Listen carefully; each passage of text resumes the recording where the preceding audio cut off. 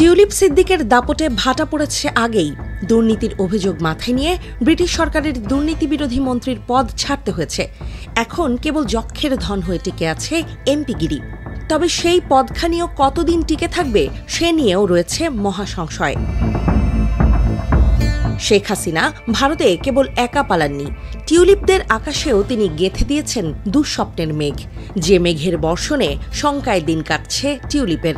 British আকাশেও তাই টিউলিপের জন্য দুর্যোগের ঘনঘটা। দিল্লি থেকে লন্ডন সব জায়গায়ই এখন শেখ পরিবারের জন্য অনিশ্চিত। এবার সামনে এলো নতুন খবর, আর সেই খবরটি দিয়েছে খোদ ব্রিটিশ গণমাধ্যম স্কাই নিউজ।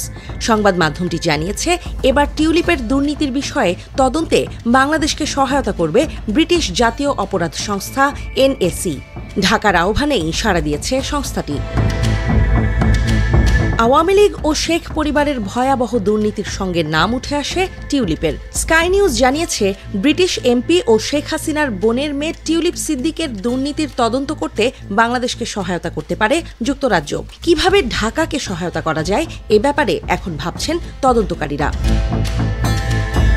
অন্তর্বর্তী সরকারের প্রধান উপদেষ্টা ডক্টর মোহাম্মদ ইউনুসও স্কাই নিউজকে বলেছেন, দুর্নীতির অভিযোগে টিউলিপকেও বিচারের আওতায় আনা উচিত। তার এই কথার পরেই ব্রিটিশ সরকারের এই উদ্যোগের খবর জানা গেল। বাংলাদেশ থেকে পাচার হওয়া অর্থ যুক্তরাজ্যে গেছে কিনা তা খতিয়ে দেখার ব্যবস্থাও হচ্ছে বলেও প্রতিবেদনে জানানো হয়েছে।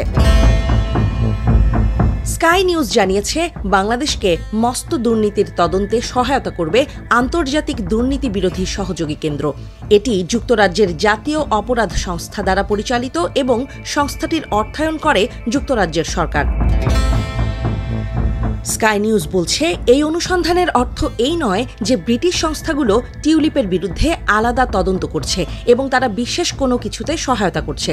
তবে তদন্তে সাহায্য করার যে আগ্রহ তারা দেখিয়েছে, এটি প্রমাণ করছে যে আওয়ামী আমলে আত্মসাৎ করা অর্থ ব্রিটেনে পাচার করা হয়েছে কিনা সেটি অনুসন্ধান করবে তারা।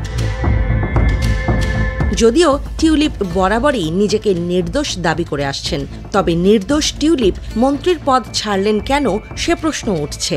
সংশ্লিষ্ট খাতের বিশ্লেষকরা বলছেন, ব্যাপারটা এত সহজ নয়। টিউলিপ আসলে পদ ছাড়তে বাধ্য হয়েছেন।